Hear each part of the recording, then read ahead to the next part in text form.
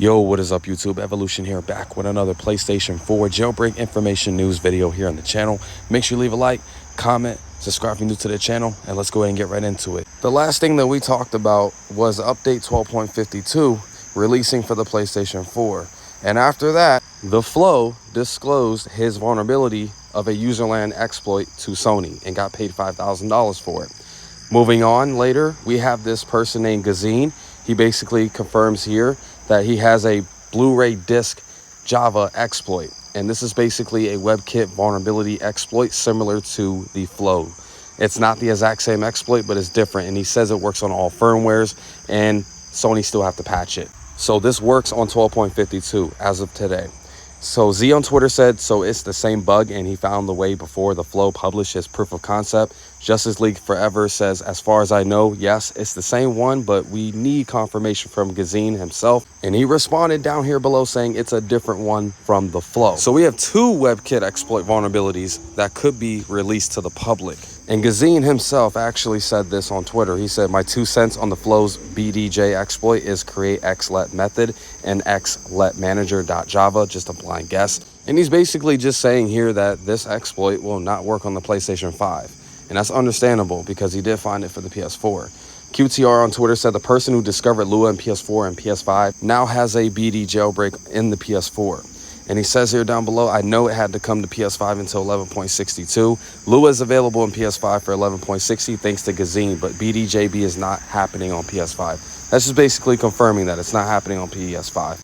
So we have another tweet by Salt basically just saying BD jailbreak is coming for PlayStation 4 for 12.02 and even 12.52. It works on all firmwares. So this has to be the proof of concept that they shown here in this video. So we're going to go ahead and watch this together. On the PlayStation 4, whatever the exploit has to do is on that Blu-ray disc and he puts it in the PS4 and he actually goes on the application and it runs the exploit. So you guys can basically just see how this is going to happen. You will need a Blu-ray disc that is completely burned, and that way you guys can get the exploit to run on your console. And once that does happen, you guys will get yourself a jailbreak, but we still need a kernel exploit for 12.50 and 12.52. So let's go ahead and break this down. BDJB for the PlayStation 4 refers to an exploit that uses the Blu-ray disc Java feature to run unsigned code on the console. Blu-ray disc Java, this is a technology that allows for interactive menus and features on Blu-ray disc. It's essentially a special environment for running Java code on the Blu-ray player. Exploit, like other software, the BDJ implementation on the PS4 can have vulnerabilities. An exploit is a piece of code that takes advantage of these vulnerabilities. How it works, in the case of BDJB, a user can create a specially crafted Blu-ray disc with a malicious BDJ application on it. When the PlayStation 4 reads the disc, the exploit is triggered, allowing the user to execute their own code. This gives them an entry point to the system. We're basically barging in the door right now and we're trying to get the fuck in. Jailbreaking. This entry point is a crucial step in the process of jailbreaking a PlayStation 4. Once an attacker has a foothold on the system, through the BDJ exploit, they can use other vulnerabilities, often a separate kernel exploit, to gain full access to the console's operating system. So the WebKit vulnerability will let us in through the door, and then we still need a kernel exploit to actually make our home.